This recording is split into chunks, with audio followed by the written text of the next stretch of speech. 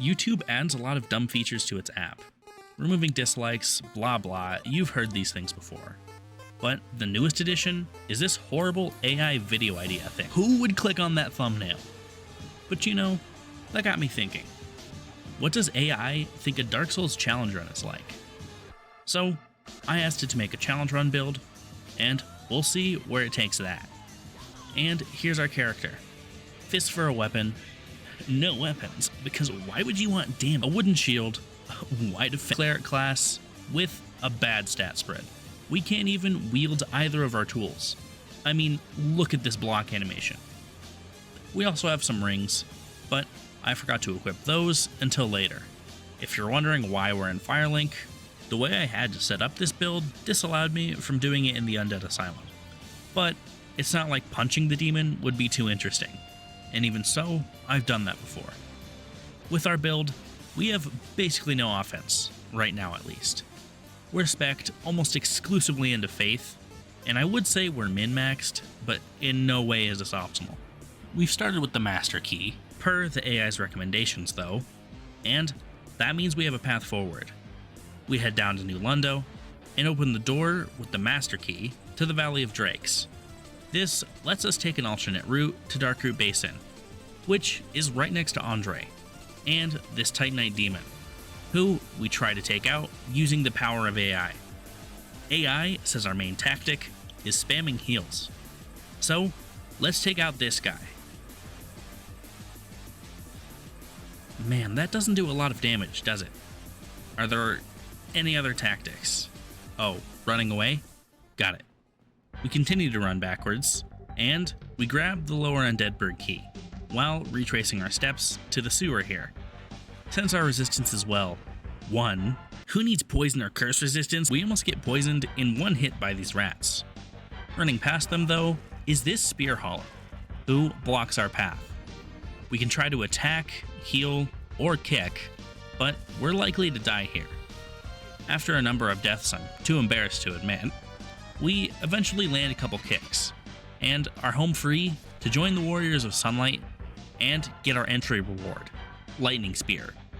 We remember to equip our rings, and with this new spell, we can now finally take out bosses. Back down to the Undeadburg, and we use our tactic of running away to make it to the Taurus Demon's room.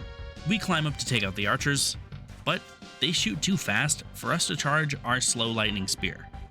But by baiting them into pulling out their swords, they fall quickly. Then it's time for the boss.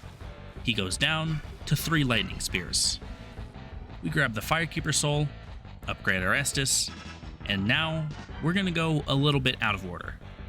We go back to the Drake Bridge and to lower Undeadburg.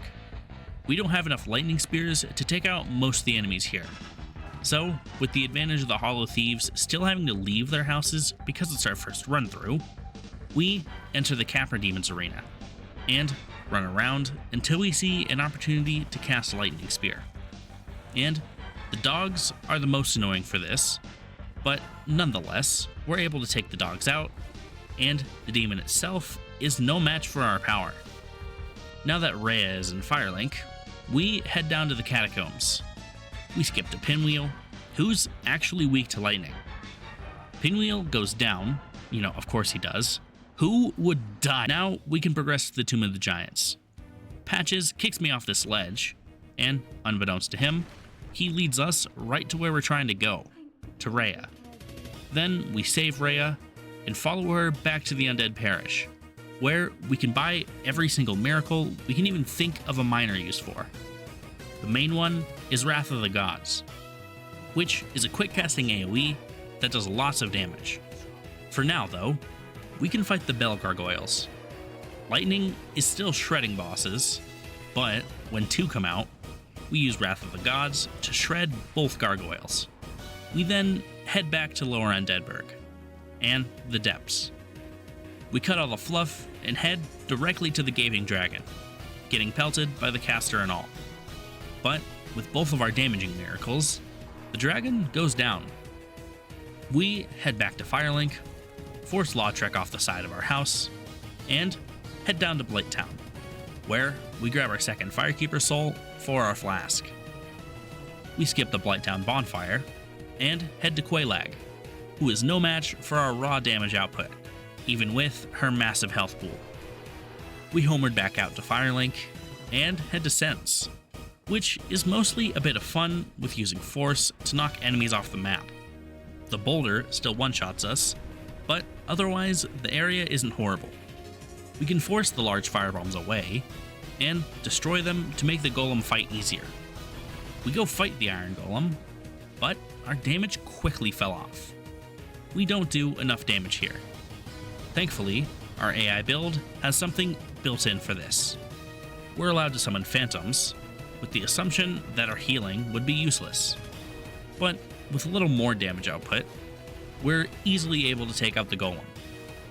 Enter Lundo is a lot of precarious movement, and areas like the rafters are pretty easy, with some lightning spears and forces of enemies off the edge.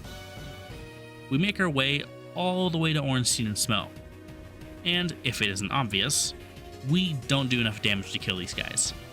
Even though we can do some decent damage to Smough with our lightning, Ornstein is heavily lightning resistant, as well as the fact that Phase 2 is similarly bad. So, we summon Solaire and attempt to take out this boss. Despite getting one-shot multiple times, we take out Ornstein, or rather Solaire does, and fight Smough. He takes decent damage to our lightning spears, and with the focus off of us, we can spam him down for hopefully our last summon. Then, with the Lord Vessel, we head to the Sunlight Altar, and with totally legitimately acquired medals, upgrade to rank 1, giving us Great Lightning Spear. Now, let's go back to the Tomb of the Giants. Nito himself is pretty instantly annoying. The skeletons are an absolute menace, since our resistance is a very, very low 1, so these skeletons pretty much instantly proc blood loss, killing us instantly. We swap out Homeward for Force in this fight, since we can stall or otherwise push skeletons away from us, letting Nito do most of the work. And with our newfound Great Lightning Spear, we can kill Nito just like that.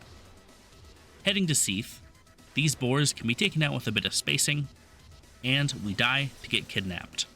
Some lightning spears and some wrath later, and we're to Seath. Our Great Lightning Spear, and finally Wrath of the Gods are just barely enough to take out Seath the Scaleless for a pretty easy fight. The third Lord Vessel area is the Demon Ruins, in which we trigger the Ceaseless Discharge and Left Hand Punch to kill it, which results in the tiniest time save due to the left punch's spammability. The Demon Fire Sage is similar to Seath in terms of health. In terms of difficulty, we just get destroyed with each hit we take. But 10 Great Lightning Spears and some anger, and we take out the Fire Sage. The Centipede Demon is a different story though. Sure, when we hit him, damage is a lot better, but that means we have to hit him. We don't have nearly enough health to move very far from the entrance. That shouldn't matter though, right? We can just snipe him, but we actually throw right between his legs. This can be solved by some simple free aiming, and when he gets close, 3 final instances of Wrath will end our fight. And since our AI friend didn't mention the orange charred ring, well, we can only get about this far before we have to invalidate the run. But you know as well as I do that this doesn't actually change much for our run. The lava does really, really big damage to us, even with the orange charred ring. We can make it to the Bed of Chaos though, and use Force to trigger its weak points, and let this slug feel our wrath for 3 out of 4 Lord Souls obtained. We then find the only use for souls in this whole run, which is buying the Crest of Artorias in order to kill Sif. Sif is pretty easy. Some lightning, some wrath, you know, the usual.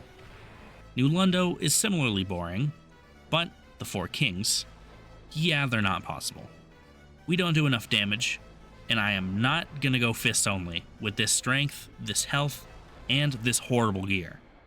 Regardless, I'm not sure Gwyn would be possible either, so it's unlikely we can even cast Lightning Spear, and no way 3 Wrath of the Gods would take out his whole health bar.